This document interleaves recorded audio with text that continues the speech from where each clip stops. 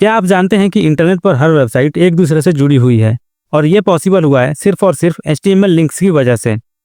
आज की इस वीडियो में हम सीखेंगे HTML लिंक क्या है, इसे कैसे बनाते हैं और इसके टाइप कौन कौन से होते हैं। तो चलिए वीडियो को स्टार्ट करते हैं। दोस्तों, HTML में लिंक का मतलब होता है एक ऐसा रास्ता जिससे आप एक पेज से दूसरे पेज या एक ही पेज के किसी दूसरे भाग पर जाने के लिए यूज करते हैं। इसके लिए सबसे ज्यादा यूज होने वाला लिंक है हाइपरलिंक, जिसे बनाने के लिए हम एंकर टैग का यूज करते हैं।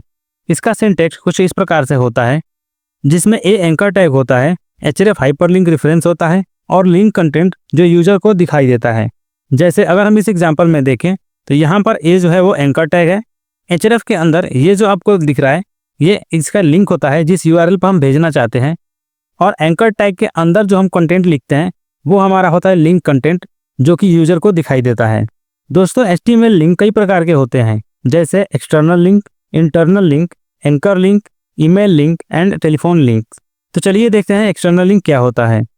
दोस्तों, जब हम किसी दूसरी वेबसाइट पर जाने वाले लिंक को यूज करते हैं तब उसे हम एक्सटर्नल लिंक कहते हैं। जैसे अगर हम अपने वेबसाइट पर किसी YouTube के वीडियो का लिंक लगाते हैं तब वह एक एक्सटर्नल लिंक कहलाता है।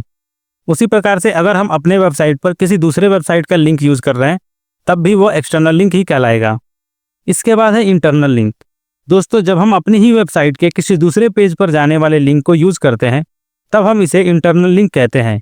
जैसे अगर हम अपने वेबसाइट के होम पेज पर हैं और हमें अबाउट में जाना है तो हम यहाँ पर एक इंटरनल लिंक का यूज करेंगे जो कि हमारे ही वेबसाइट के किसी दूसरे पेज पर लेकर जाएगा। इसके बाद है एंकर लिंक। दोस्तों, इसका यूज हम सेम पेज के किसी खास सेक्शन पर जाने के लिए करते हैं। जैसे अगर हम यहाँ पर देखें तो ये है हमारा ऊपर का मेन कंटेंट जो कि होम पेज पर है। अगर हम इसमें सर्विसेज पर जाना चाहते हैं तो जैसे ही हम सर्विसेज पर क्लिक करेंगे तो ये हमें उसी पेज में जो सर्विसेज हैं वहां पर स्क्रॉल करके लेके चला जाएगा। इसके बाद है ईमेल लिंक। तो ईमेल लिंक का यूज हम ईमेल सेंड करने के लिए करते हैं। और अगला है टेलीफोन लिंक। तो टेलीफोन लिंक का यूज हम टेलीफोन के लिए करते हैं। एक और चीज है जो हमें लिंक में ही पढ़ना है, वो है टारगेट एट्रीब्यूट। दोस्तों, यदि हम कोई लिंक लगा रहे हैं और हम चाहते हैं कि वो लिंक किसी नए टैब में खुले तब हम टारगेट एट्रीब्यूट का यूज करते हैं।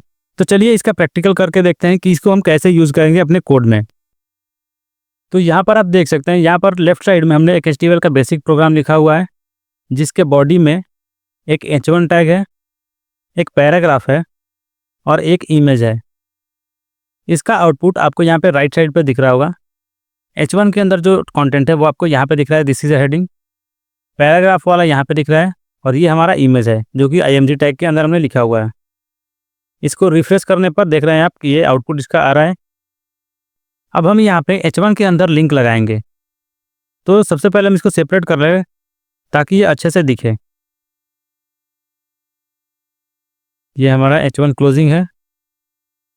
यहाँ पर हम लिंक को यूज करेंगे h1 के अंदर।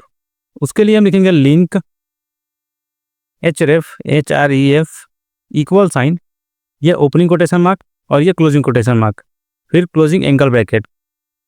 लिंक को हम यहाँ पे क्लोज करेंगे।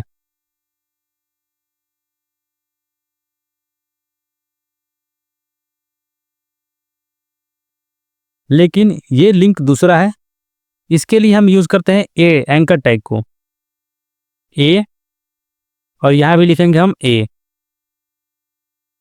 क्योंकि हमने अभी पढ़ा था कि लिंक लगाने के लिए हम एंकर टैग यानी ए टैग का यूज करते हैं। तो ये हो गया ए href इक्वल साइन, ये डबल कोटेशन मार्क। अब इसके अंदर हम अपने लिंक को लगाएंगे, डबल कोटेशन मार्क के अंदर अपने लिंक को लगाएंगे। तो चलिए हम यहाँ पे अपने चैनल का लिंक ले रहे हैं। ये हमारा चैनल है, यहाँ से हम इसके लिंक को कॉपी कर रहे हैं और यहाँ पे आके इसको पेस्ट कर दे रहे हैं। ये हो गया Ctrl+V पेस्ट। इसको सेव करते हैं। सेव करके इसको रिफ्रेश करेंगे, अपने पेज को रिफ्रेश करेंगे तो आप देख सकते हैं दिस इज अ हेडिंग। पहले ब्लैक दिख रहा था, अभी ये ब्लू कलर का हो गया और अंडरलाइन हो गया। इसका मतलब इस पर लिंक लग चुका है। अब जैसे ही इसको हम क्लिक करेंगे तो ये हमें जो हमने लिंक लगाया है उस पर भेज देगा हमको। हमने अपने चैनल का लिंक लगाया था तो ये हमारे चैनल पर भेज दिया है। अब हम इस पे लगाते हैं दिस इज अ पैराग्राफ। अगर हमें इस पे लगाना है दिस इज अ पैराग्राफ पर, ये वाला हमारा पैराग्राफ है।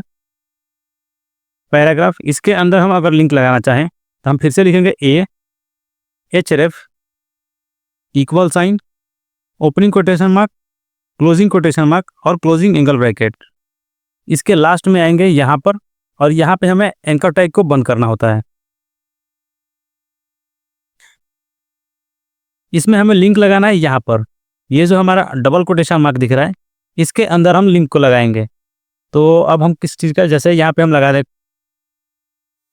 विकीपीडिया का लगा रहे हैं, विकीपीडिया,